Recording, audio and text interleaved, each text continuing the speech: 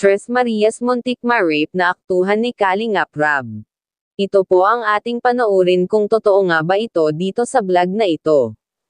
Pero bago po ang lahat, isang mapagpalang araw mga Kalingap sa ating lahat. Naway nasa mabuting kalagayan tayo ngayon. Huwag po natin kalimutan kung maaari suportahan ang ama ng Kalingap na si Kuya Val Santos Matubang at Kalingap Rab para mas marami pa po silang matulungan na mga kababayan nating mahihirap. At kung bago ka pa lang sa channel na ito, huwag kalimutan mag-like and comment. Pakiusa lang po, huwag natin i-skip ang ads ng videong ito. Dahil malaking tulong na po yan sa lahat ng mga tinutulungan natin, kagaya na lang po sa mga walang sponsor na na-scout po natin. Paunawa kung may hindi kayo nagustuhan sa vlog na ito. Kung maaari, patapusin muna ang vlog na ito at nang malaman ang nilalaman nito bago po tayo magkomento.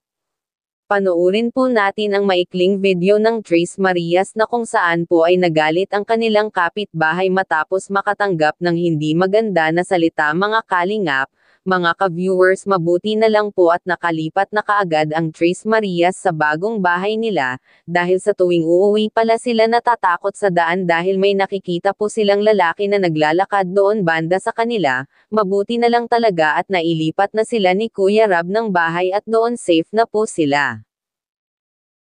Kaya nandito kami kasi gusto namin lumipat na po kayo. Kahit mga gamit nyo po, ano? Yung iba kong gamit, nandun na po. Ayun. Galing. So ano na lang po, yung mga nandito, yung mga lutuan, no? Kasi dito pa ata kayo natutulog kasi nga dito yung school nyo, malapit, no? Nakasikaso na po ba yung ano, yung pag-transfer nila? Hindi pa. Hindi pa po. Madali lang daw po yung kasuhin. Madali lang daw. Pero matransfer na sila doon. Ayun, mas okay po yun. Kaya ngayon ay kung may mga gamit po kayo, tutulungan namin kayo. Ano? Tapos daan na lang natin yung mga bata doon sa school. Total, ano na rin, no? Lunch break, no? No? Oo, Pwede yun, lunch break. Ano, Nay? So, dalhin na natin yung gamit mo, Oo, Nay. tulungan na namin kayo, Nay. Tulungan ko na? Hindi ikaw. Alam ko kasi ikaw, eh. Dandan, Beshi, para ayun. lulusot ka, Beshi.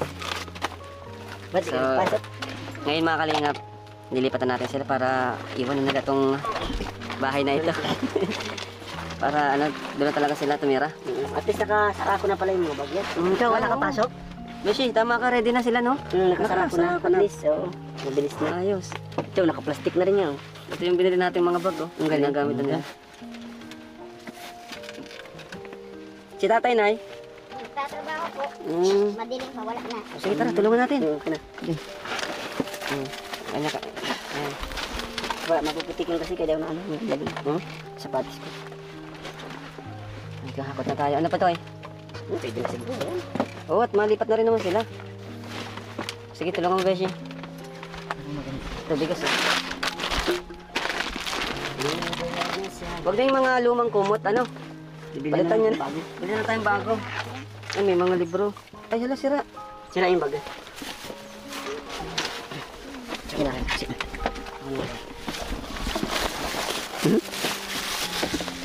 Ano nga yung panggamit? Kunti na lang ka. Ay, very good si Tutoy, oh. Ayun. Eh, Wala pa na palang masyadong dyan. wala na nga. Nailipat yun ha? Galing. Ito, oh. Wala namin yung ibang gamit. Wow. Si Chris, Babylonia. Ang ganda ng apelyido niyo. Ano yung ano? Babylonia. Galing niya. Ito pala ng spelling ng Chris niya.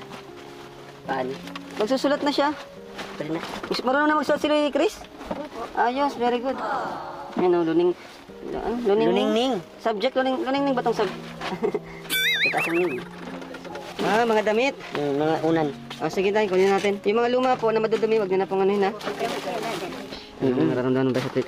Ako, Besh, may miss ko tong lugar na to, Besh. Ako din. Pero mas okay na